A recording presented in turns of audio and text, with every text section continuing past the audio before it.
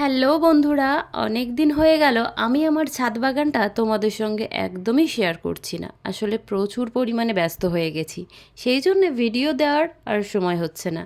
আর আজকে চলে এসেছি ছাদে, আজকে একটু রান্না করছি, কাজের প্রেশার কম আছে। তো দেখো আমার এই লেবু গাছটাতে কত পরিমাণে লেবু হয়েছে জানো তো। একদমই সময় পাচ্ছি না, একদমই সার দেওয়া হচ্ছে না, যত্ন করা হচ্ছে না, ঠিকভাবে জলও দিতে পারছি না সব সময়। তারপরেও ওরা কিন্তু আমার সঙ্গে একদম কি বলবো মানিয়ে নিয়ে চলছে। এই যে বলে না গাছেরও প্রাণ আছে, গাছও বুঝতে পারে ভালোবাসা।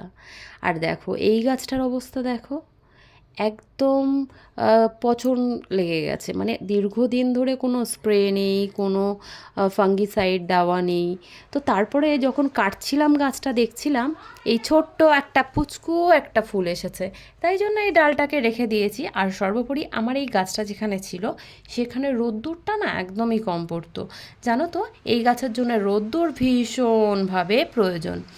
আর দেখো এই যে লেবু গাছটার আমি বিভিন্ন সময়ে বিভিন্ন ভিডিও আমার চ্যানেলে আমি দিয়ে রেখেছি, তোমরা কিন্তু খুব সহজেই একটু সময় পেয়ে ভিডিওগুলো দেখে নিতেই পারো।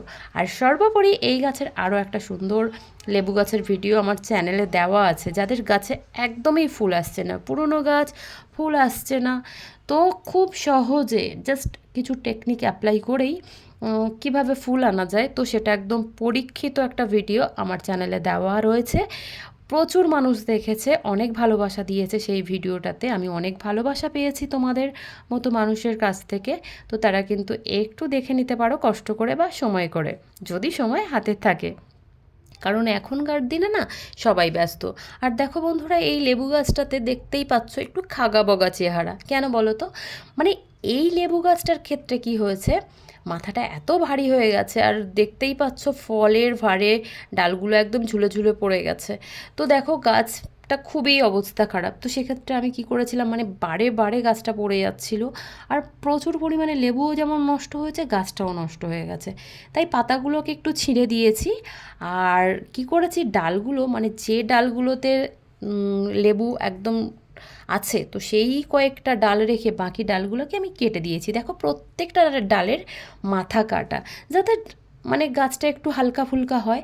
আর জানো তো যে টবটাতে বসানো রয়েছে, অর্থাৎ যে বালতিতে, অনেক পুরনো ব্যবহৃত বালতিতে বসিয়েছিলাম গাছটা, এখন একদম ভেঙে গেছে। তারপরেও আর দেখো ওখানে না ওই যে সাইডে যে চালটা আছে ওখানে বারে বারে গাছটা পড়ে যাচ্ছিলো, আরও ধারের দিকে ছিল, তো সেই জন্য সরিয়ে দিয়েছি। আর বালতিটার অবস্থা খুবই খারাপ, কিন্তু সময়ের অভাবে এটাকে পরিবর্তন করতেই পারছি না। চলো তোমাদেরকে আরও একটা পছন্দের গাছ দেখাই। এটা হলো আমার ছাদ বাগানের আমড়া গাছ, জানো তো এই গাছটাতে প্রচুর থোকায় থোকায় আমড়া চলে, কিন্তু সমস্যা হলো বিগত কয়েক মাস একদমই আমড়া আসছে না। দেখো মাত্র এই 3 দিন আগে আমি, মানে এই যে এখন অম্বুবাচী চলছে না, অম্বুবাচীর লাগে যেদিন করে সেই দিন সকালবেলা আমি এই গাছের মাটিটাকে পাল্টিয়ে দিয়েছি। এবার আশা করছি গাছটা ঠিক হয়ে যাবে। চলো তোমাদেরকে আরও একটা গাছ দেখাই। এটা হলো আমার কামরাঙা গাছ, অর্থাৎ মিষ্টি কামরাঙা গাছ। জানো বন্ধুরা এই মিষ্টি কামরাঙা গাছটাতে প্রচুর পরিমাণে ফল হয়। এই গাছটার ভিডিও আমার চ্যানেলে দেওয়া আছে, তোমরা ভাবতে পারবে না কত পরিমাণে ফল হয়েছিল। যদি একটুখানি হাতে সময় থাকে তাহলে কিন্তু অবশ্যই গাছের ফলটা দেখে নিও। মানে ছাদ বাগানের এই ছোট্ট পুচকু গাছে এত ফল হতে পারে, যারা চোখে দেখেছে তারা বলছে দিদিভাই এতটা ফল কি করে হলো। আর এই দেখো গাছে খাবার দিচ্ছি না বলে দেখো একদমই খারাপ হয়ে গেছে গাছের পাতাগুলো। এই যে পাতাগুলো দেখো সাদা সাদা শিট দেখা যাচ্ছে, এটা দেখেই বোঝা যাচ্ছে গাছে কিন্তু পুষ্টির ভীষণ ঘাটতি, জানো তো। এই জন্য না এই গাছে অনেকবার ফুল আসছে, কিন্তু গাছে একটুও ফল দাঁড়াচ্ছে না। আসলে জানো তো আমার মন বলে গাছ না সব কিছু বোঝে, আর সর্বোপরি ওদের তো একটা চাহিদা আছে বলো। ওরা ফুল ফল ফোটাতে গেলে ওদের তো এনার্জি লস হয়, সেই এনার্জিটা যদি আমরা ছোট্ট একটা ড্রামের মধ্যে ওদেরকে রেখে দিয়েছি, সেখানে যদি ইনপুট না করি তাহলে ওরা কীভাবে বাঁচবে বলো তো। আর আমি সেটাই করতে পারছি না। আশা করছি খুব তাড়াতাড়ি এদেরকে খাবার দেবো। আর দেখো বেলি ফুল গাছটাতে কি সুন্দর কুঁড়ি এসেছে, ছোট্ট একটা পুচকু একটা গাছ।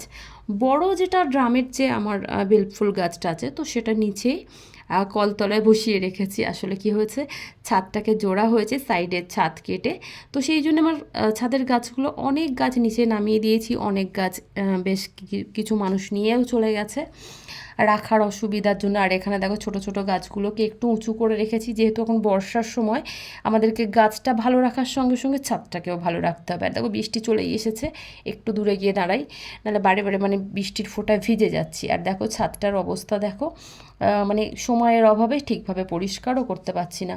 ওই সাইডের একটা গাছ হাওয়াতে পড়ে আছে, তো সেটাকেও তুলতে হবে। এখন টুকটাক করে বৃষ্টি পড়ছে, ওই জন্য সাইডে দাঁড়িয়ে গেলাম।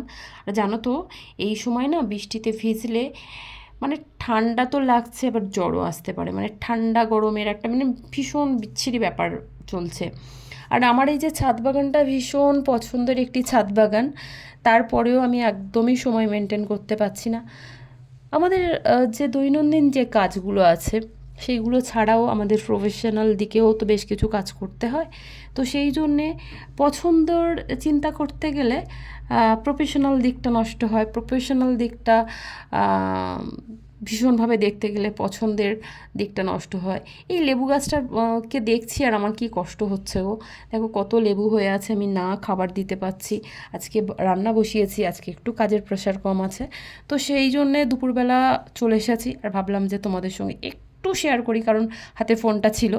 তো দেখো কত কত লেবু হয়েছে, ওটা না সত্যি গো কখনো বেইমানি করে না। সেই দেখো আমার গাছের একটা টব পড়ে গেছে, ওইটা একটা ছোট্ট ব্ল্যাকবেরি গাছ, তো আবার